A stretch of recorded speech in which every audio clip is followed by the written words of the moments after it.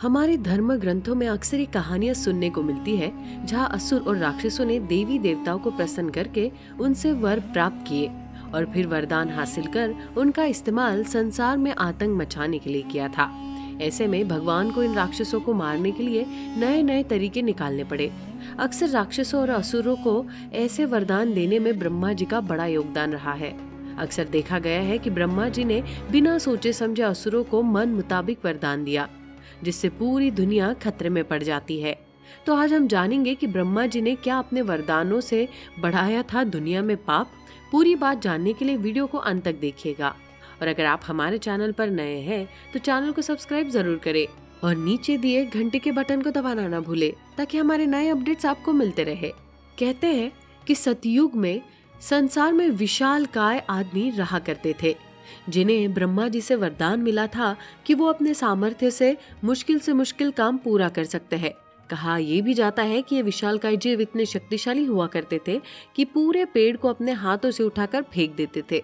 जब ये जीव अपने आप में लड़ने लगे तो देवताओं की सत्ता को चुनौती देने लगे, तो भगवान शिव ने आकर उनका संहार किया। इस अभिलेख से पता चलता है कि ये विशालकाय जीव संसार के लिए मुसीबत बनने लगे थे। हिडिंबा और हिडिंब इन प्रजातियों के आखिरी जीवों में से एक थे और इनके वंशज होने के कारण घटोत्कच भी ये गुण आए थे।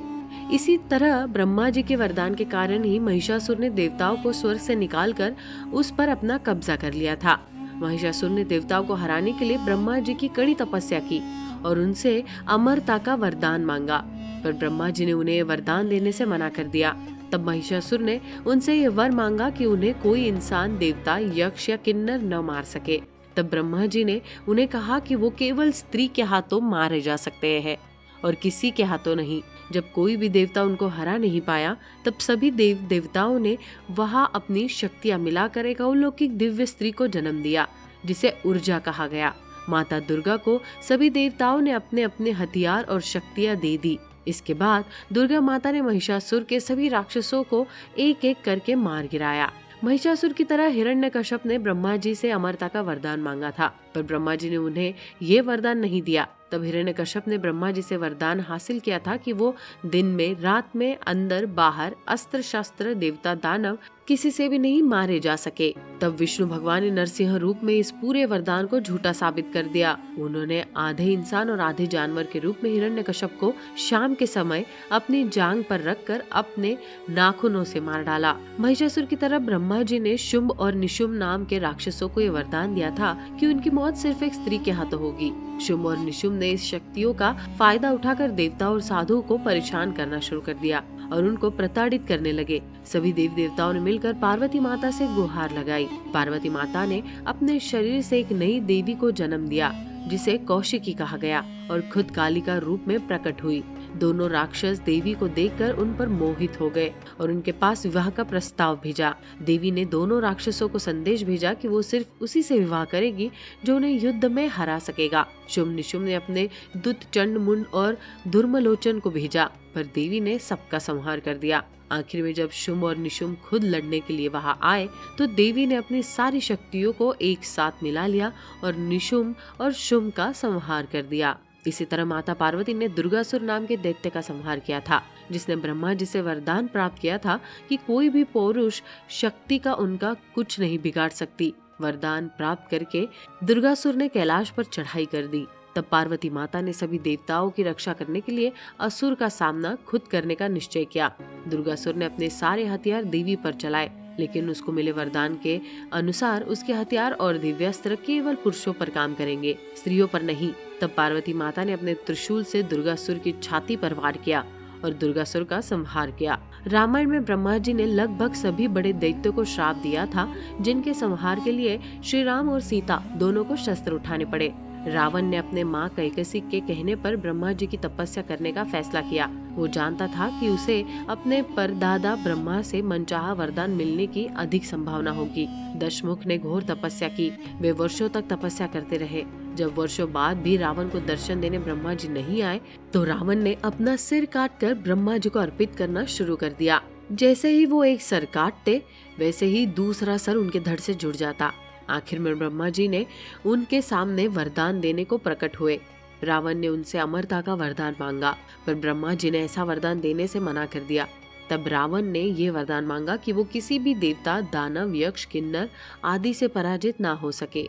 रावण की मृत्यु के बाद श्री राम का सामना उनके बड़े भाई सहस्त्रमुख रावण से हुआ था। सहस्त्रमुख रावण दशमुखी रावण का बड़ा भाई था और उससे भी कई अधिक शक्तिशाली था।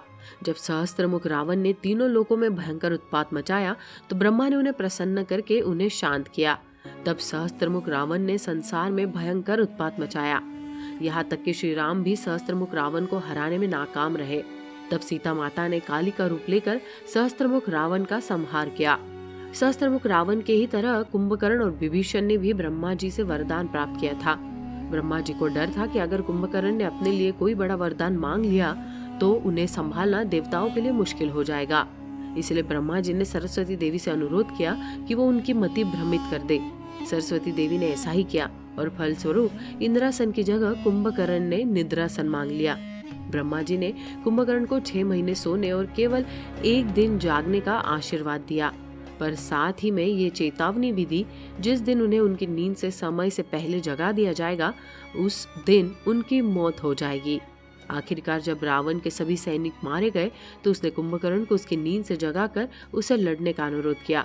उसी दिन श्री राम के हाथों कुंभकर्ण का वध हुआ, पर इसके बाद भी ब्रह्मा जी की उनके परिवार पर कृपा बनी रही।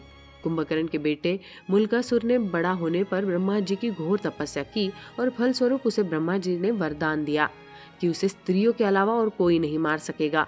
मुल्कासुर इस वरदान से खुश होकर दुनिया भर में हाहाकार मचाने लगा। जब श्री राम और विभीषण की सेना मिलकर भी मुल्कासुर का कुछ नहीं बिगाड़ पाई तो सबने सीता माता का आह्वान किया। तब सीता माता को मुल्कासुर के अत्याचारों का पता चला तो उन्हें इतना गुस्सा आया कि उन्होंने चंडी का रूप धारण किया और मुल्कासुर से युद्ध करने पहुंच गई। दोनों के बीच भयंकर युद्ध हुआ, जिसके बाद सीता माता ने चंडिकास्त्र छोड़कर मुल्कासुर का नाश कर दिया।